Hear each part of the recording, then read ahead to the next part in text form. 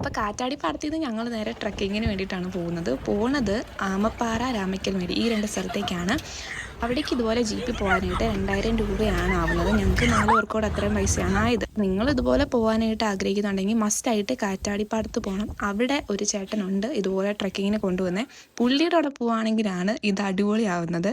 കാരണം പുള്ളി നല്ല വൈബാണ്. നമുക്ക് പോകുമ്പോൾ മാക്സിമം സ്ഥലങ്ങൾ എക്സ്പ്ലോർ ചെയ്യാനും ആ ഒരു ട്രിപ്പ് മാക്സിമം എൻജോയ് ചെയ്യാൻ പറ്റുന്നത് പുള്ളിയുടെ അവിടെ പോകുമ്പോഴാണ്. അപ്പോൾ ഞങ്ങൾ അവിടെ ഒരു സ്ഥലത്ത് ജീപ്പ് ഇട്ടിട്ട് ഇങ്ങനെ നടന്നാണ് ഒരു വ്യൂ പോയിന്റ് കാണാൻ വേണ്ടിയിട്ട് പോവുകയാണ്.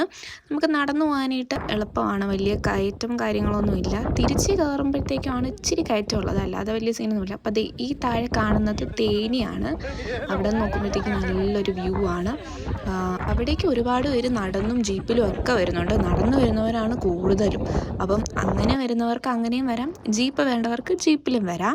ജീപ്പിൽ വരുന്നത് വേറൊരു ഫീലാണ്. ഞങ്ങൾ എന്തായാലും അത് നന്നായിട്ട് എൻജോയ് ചെയ്തു. ഭയങ്കര കുലുക്കവും കാര്യങ്ങളൊക്കെ ആയിട്ട് ഞങ്ങൾ ഒരുപാട് ചിരിച്ചാണ് വന്നത്. പിന്നെ അവിടെ കുറച്ച് നേരം സ്പെൻഡ് ചെയ്തിട്ട് ഞങ്ങൾ അവിടുന്ന് നേരെ തിരിച്ച് പോവാണ്. ഇനി നമ്മൾ അവിടുന്ന് അടുത്തൊരു സ്ഥലത്തേക്കാണ് പോകുന്നത്. അപ്പോൾ അത് ഞാൻ അടുത്ത വീഡിയോയിൽ കാണിക്കാം. പിന്നെ വീഡിയോ ഇഷ്ടപ്പെടുവാണെങ്കിൽ ചാനൽ ഒന്ന് സബ്സ്ക്രൈബ് ചെയ്ത് സപ്പോർട്ട് ചെയ്യാൻ മറക്കരുത്.